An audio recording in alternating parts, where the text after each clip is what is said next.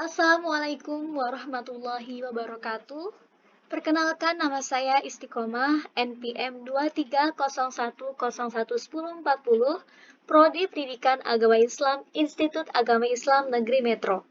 Di sini saya akan menjelaskan mengenai materi hardware yang merupakan tugas dari mata kuliah Teknologi Informasi dan Komunikasi yang diampu oleh dosen Bapak Haris Setiaji, MTI. Selamat menyaksikan. Apa sih hardware itu, teman-teman? Pengertian hardware.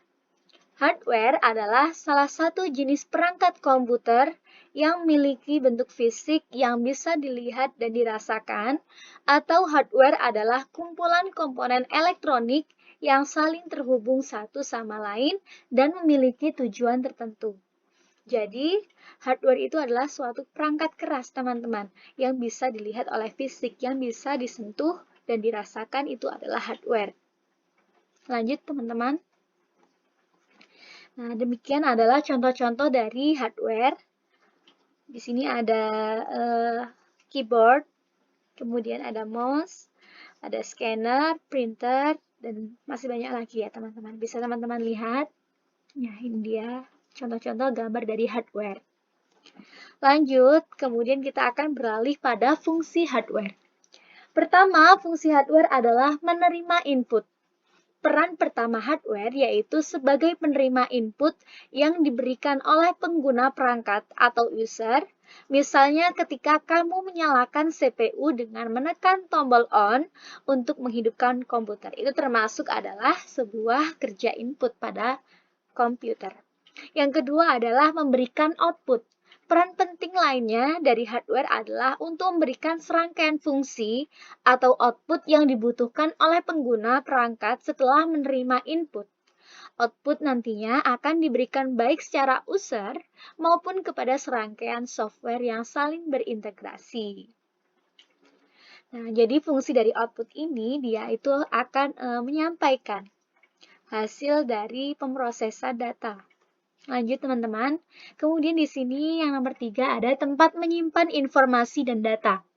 Pernahkah perangkat komputermu mengalami error saat komponen hardware rusak? Hal ini karena hardware juga berfungsi sebagai tempat menyimpan informasi dan data, seperti SD card dan RAM. Ketika komponen tersebut rusak, salah satu akibatnya adalah perangkatmu tidak akan membaca data dan tidak dapat beroperasi dengan baik. Jadi fungsi dari hardware sebagai penyimpanan ini yaitu untuk menyimpan hasil dari data yang sudah diolah tadi dan sudah di-output, kemudian disimpan melalui SD card, RAM, dan masih banyak lagi. Kemudian yang keempat adalah mengolah informasi dan data. Jadi fungsi hardware yaitu mengolah data. Selain menyimpan data, dia juga mengolah data informasi agar dapat dibaca di layar komputermu. Jadi, jika diurutkan teman-teman ya, pertama yaitu ada input data atau input hardware. Kemudian baru hardware pemrosesan, baru output, dan yang terakhir yaitu penyimpanan. Seperti itu ya. Tapi di sini tidak berurutan, tapi tidak apa-apa ya teman-teman. Kita lanjut saja. Nah, ini adalah jenis-jenis dari hardware. Jadi hardware sendiri itu memiliki jenis-jenis, teman-teman. Pertama yaitu ada input yang sudah saya sampaikan tadi, ada input, kemudian di sini akan diproses. Input tadi akan diproses. Nah, kemudian output dan storage yaitu atau penyimpanan. Lanjut. Kita akan beralih pada penjelasan yang pertama yaitu hardware input. Hardware input merupakan jenis komponen hardware yang digunakan untuk memasukkan data mentah dan dikategorikan sebagai perangkat input. Hardware input membantu mengelola data seperti teks, gambar, dan rekaman audiovisual. Selain itu, jenis perangkat keras ini juga membantu proses transfer file antar komputer. Jadi, fungsi hardware input ini yaitu dia berfungsi untuk memasukkan data mentah ke dalam sebuah perangkat input. Lanjut. Nah, ini adalah contoh dari hardware input. Yang pertama yaitu ada pointing device. Nah, contoh-contoh dari pointing device ini ada mouse, touchpad, layar sentuh, layar multi sentuh, pena input, dan masih banyak lagi. Di sini ada gambarnya ya teman-teman. Ini adalah gambar dari pointing device. Kita lanjut. Contoh yang kedua yaitu audio input device. Nah, audio input device ini berfungsi untuk menginput audio. Nah, contohnya adalah mikrofon dan MIDI keyboard. Sini ada gambarnya. Bisa teman-teman lihat. Kita lanjut pada contoh yang selanjutnya yaitu Bluetooth peripheral. Contohnya adalah keyboard, mouse, dan handset. Masih banyak lagi ya teman-teman. Kita lanjut. Contoh selanjutnya yaitu ada visual and image device. Adapun contohnya adalah webcam, kamera digital, camcorder digital, dan pemindai biometrik. Dan masih banyak lagi. Kemudian ada network device. Perangkat keras ini berkaitan tentang jaringan, internet, dan perangkat keras Bluetooth atau nirkabel, teman-teman. Kemudian selanjutnya kita akan beralih pada hardware pemrosesan. Setelah di-input, maka data mentah tadi akan diproses di dalam sebuah processing hardware ini. Jadi, processing hardware merupakan komponen inti dari perangkat komputer. Hardware jenis ini mengubah data mentah menjadi informasi yang dapat dibaca sehingga dapat membuat perangkat komputer bekerja sesuai dengan yang kamu inginkan. Jadi, setelah data mentah tadi di-input, maka tugas selanjutnya adalah tugas dari hardware pemrosesan supaya data ini bisa dibaca oleh pengguna komputer.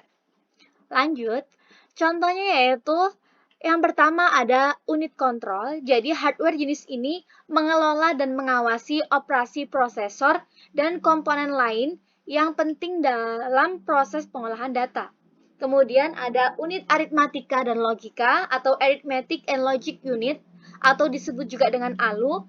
Nah, fungsi dari ini yaitu bertanggung jawab untuk semua operasi aritmatika dan logika seperti operasi penjumlahan, perkalian, pengurangan, pembagian, dan perbandingan logika. Jadi fungsi dari rumus-rumus, penjumlahan, perkalian, pengurangan ini merupakan tugas dari unit aritmatika dan logika. Lanjut, kemudian ada register dan cache.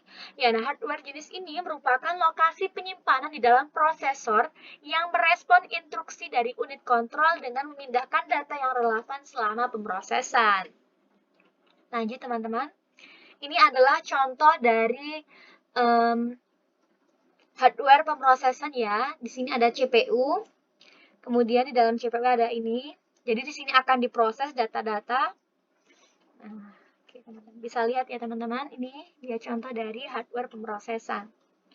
Kemudian lanjut, kita akan melanjutkan pada pembahasan hardware output. Setelah tadi di-input, setelah tadi diproses datanya, kemudian ini adalah tugas dari hardware output.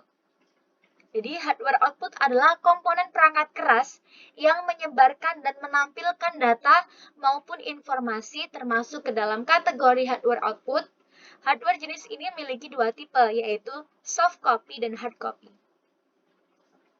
Jadi fungsi hardware output ini dia berfungsi untuk menyebarkan data-data yang sudah diproses tadi dan menampilkan, itu fungsi dari hardware output. Lanjut. Ini dia contoh-contoh dari hardware output yang teman-teman.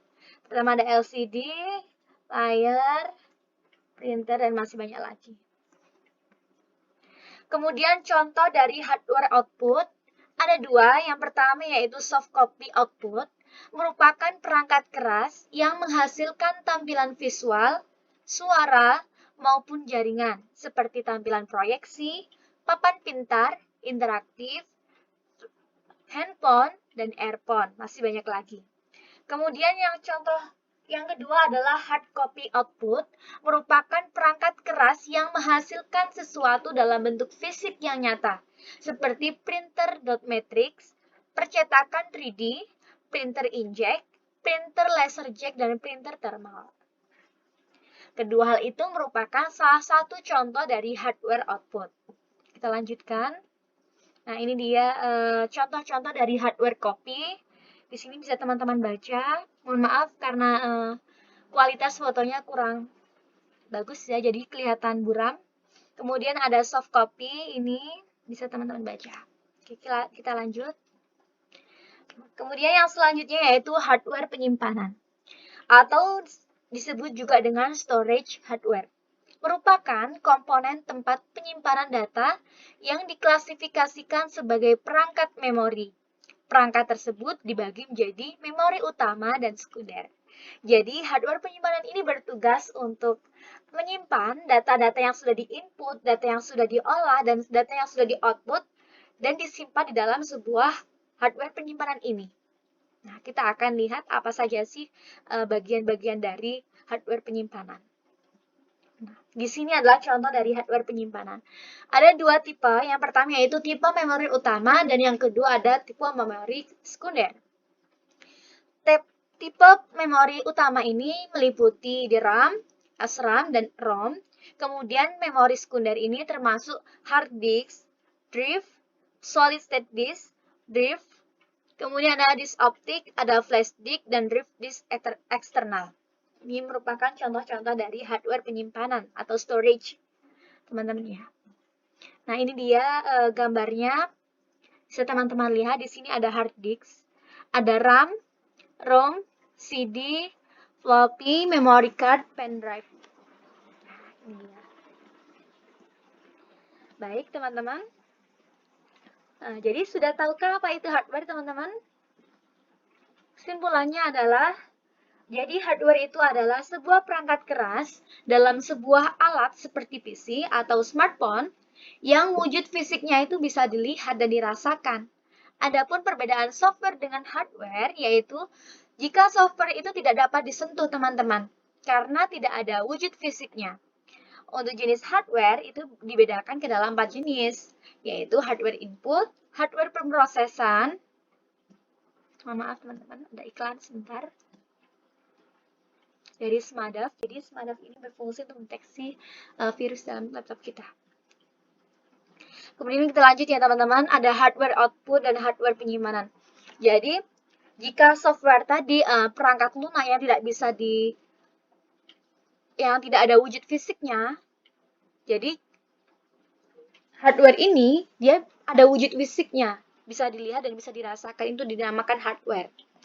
Tapi software dan hardware ini saling bekerja sama, saling keterkaitan, dan memiliki tujuan tertentu. Seperti itu ya teman-teman. Jadi demikianlah tadi video presentasi dari saya. Semoga dapat bermanfaat untuk kita semua. Dan saya ucapkan terima kasih banyak. Saya ucapkan mohon maaf apabila terdapat kesalahan kata dalam pengucapan. Dan kepada Allah saya mohon ampun. Sekian, saya akhiri. Wassalamualaikum warahmatullahi wabarakatuh.